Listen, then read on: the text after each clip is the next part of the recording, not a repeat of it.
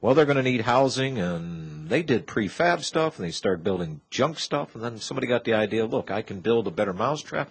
We then had housing tracts that moved people out of these cities and into these more rural areas, or used to be rural.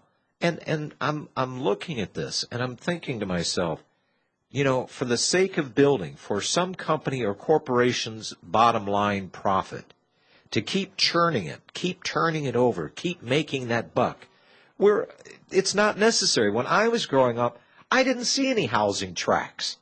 We had mom and pop grocers and butchers, and we didn't have strip malls. We didn't have the big corporate malls, the big showcase for the corporations to purvey their goods to the ever-insatiable consumer with his brand-new toy in hand called a credit card. The whole dynamic of this country has changed.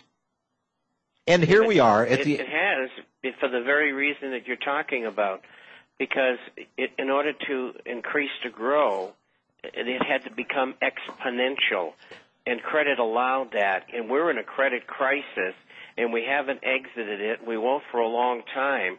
And so what you're saying, in essence, is they did all this, and it's collapsed. Big time. I mean, and I call them the dream weavers. Madison Avenue, which puts together the commercials and the advertising to induce the consumer to buy their product. And, of course, right down the street is Wall Street, which represents by way of stocks and different avenues of investing.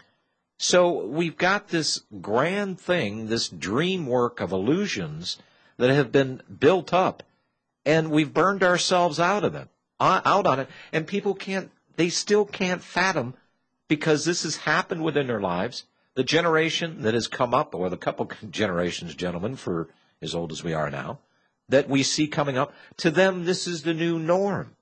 This is what they're being handed off, a system that has ate itself up. They'll bring it down, bring it up in a different venue, different widgets and wobbles and everything else, but it'll basically be the same premise. Produce. I'm sick of it. To sit there and watch people and things and everything get churned up for the bottom line profit. I can remember my uncle, when I was a kid, building his house out in rural wherever. It was such a long ride to Uncle Reggie's house, but we were glad to go out there. You know, all brand new baubles and nice little ranch house, brick ranch house out in the middle of nowhere. It was kind of a fun little trip. But now that idea is we can create these communities. We mow down everything. We shave the ground, scorch it, pull down the trees. We put the plumbing and the electricity in. We build the roads, and then we put up the look-alike houses. And then we tell you what the value of it is. And by the way, there's Mr. Banker to loan you on a 30-year term note. And aren't you happy? This is what the Dream Factory has invented for you. You're not happy with it? You're dissatisfied? Now you're complaining because you can't buy the mortgage on your tract home that you just moved into last year? What the hell's wrong with you? This is so insane. People don't even think in these terms, Bob. They don't think about what America used to look like, where we were a nation of savers. We were a nation of workers. We would earn our daily bread. It wasn't a handout. It wasn't socialized redistribution of wealth. We got to keep what we earned, or at least the majority of it. But the Dreamweavers on Madison Avenue have sold us this freaking nightmare, and that's what it's turned into. It is now a waking nightmare, and people still can't fathom what has happened to them. They don't know what has happened to their spirituality. They don't know what happened to themselves. They're like so much flotsam floating on the ocean in the tides they have no control over. It's sad. It is really sad. And it's happened in almost every other civilization.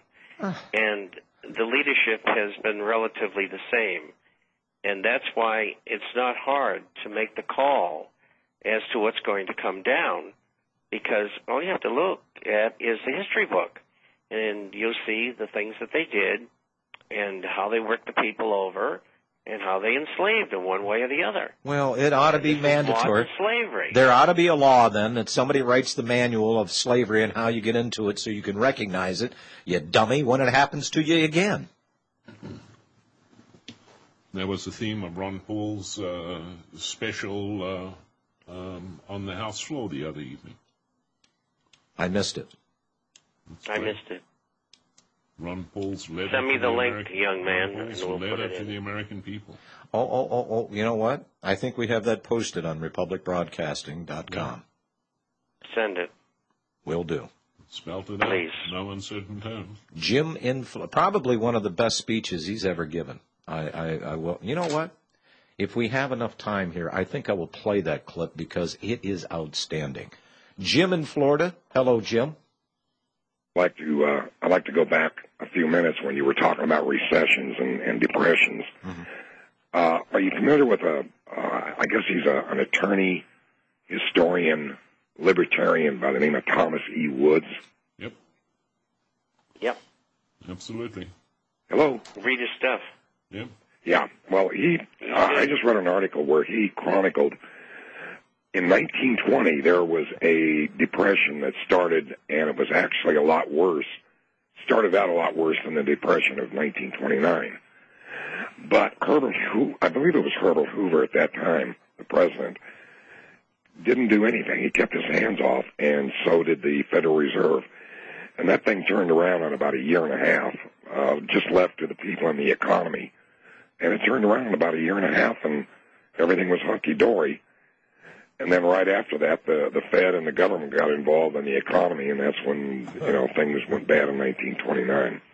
I'll get off, and I know you haven't got much time left. Thank you, Jim. I appreciate it. Well, Jim is right. I think it was Harding was the president? Hello? Yes. I think maybe Harding was the president.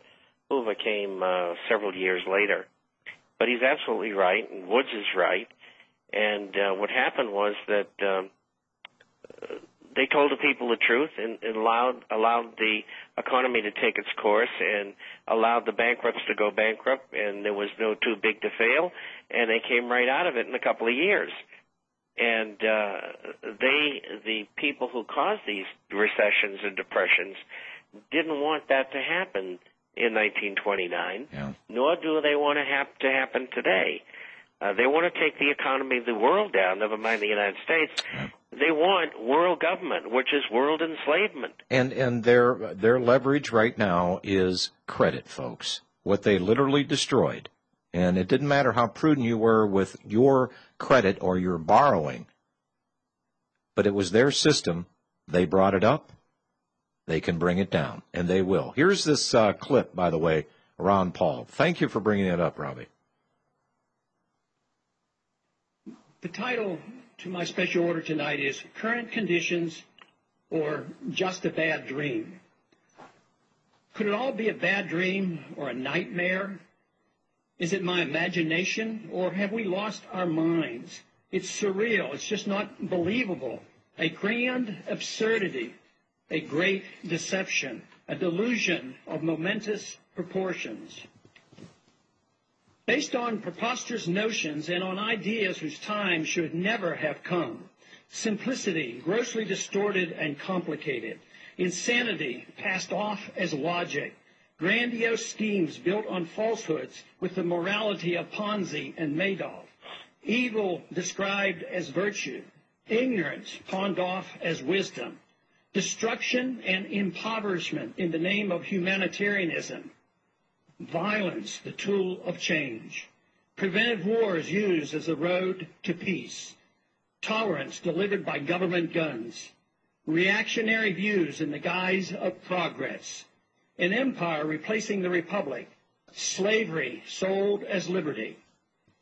Excellence and virtue traded for mediocrity. Socialism to save capitalism. A government out of control. Unrestrained by the Constitution, the rule of law, or morality.